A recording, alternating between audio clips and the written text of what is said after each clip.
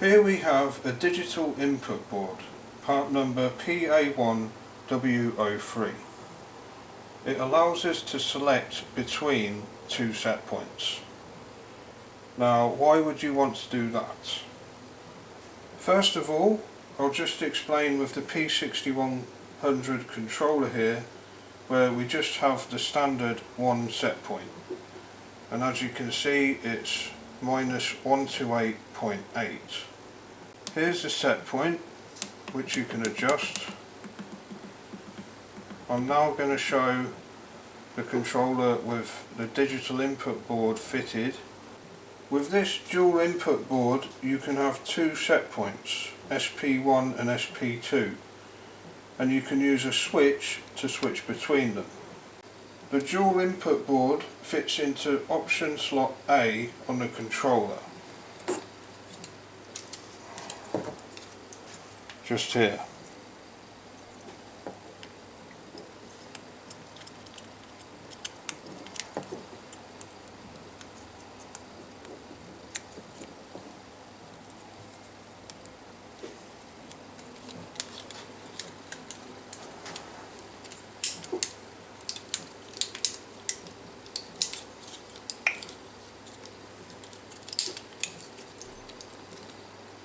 So now, when you insert the controller back into its housing and go into the configuration menu to scroll through it, you'll see digital. This shows that the digital input board has been fitted.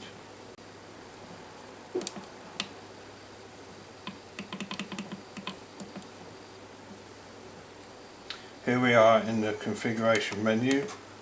I'll just keep scrolling. There it is. Digital input board is fitted.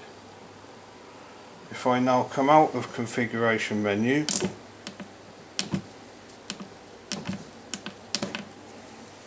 go back into operation, there we have set point 1, but if I press the scroll key, see set point 1, there's a set point 2 also. So now there's two set points. I'm going to set point 1 to 35. Okay, set point 1. Set point 2 I'm going to put up to 80. Okay. Set point 1. You can see which set point is active by this little green dash here. Set point 2 doesn't have the green dash, so it's not active.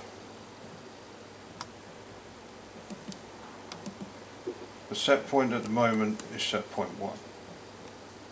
Selection between the two set points is just a digital contact, and here on the side of the demo box I have a switch.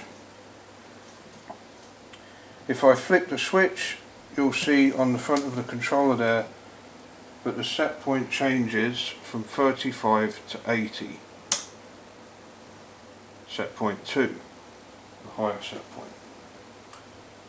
And also, if you now scroll, you'll see that set point 1 isn't active, set point 2 is. It's got the green dash there. So you may be wondering, why do I need two set points? It can be a very useful feature in some processes. For example, it can help to prevent thermal shock. If you've got a machine like a furnace or a plastic moulding machine, you may not want the process to go suddenly from cold straight up to the operating temperature.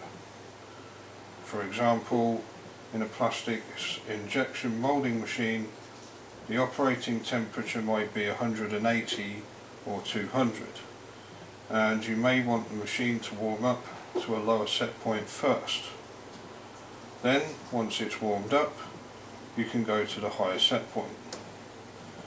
So in that situation, you would set the lower set point as active, and then once the machine or machines have warmed up to the lower set point, flick the switch and then they go up to the higher set point.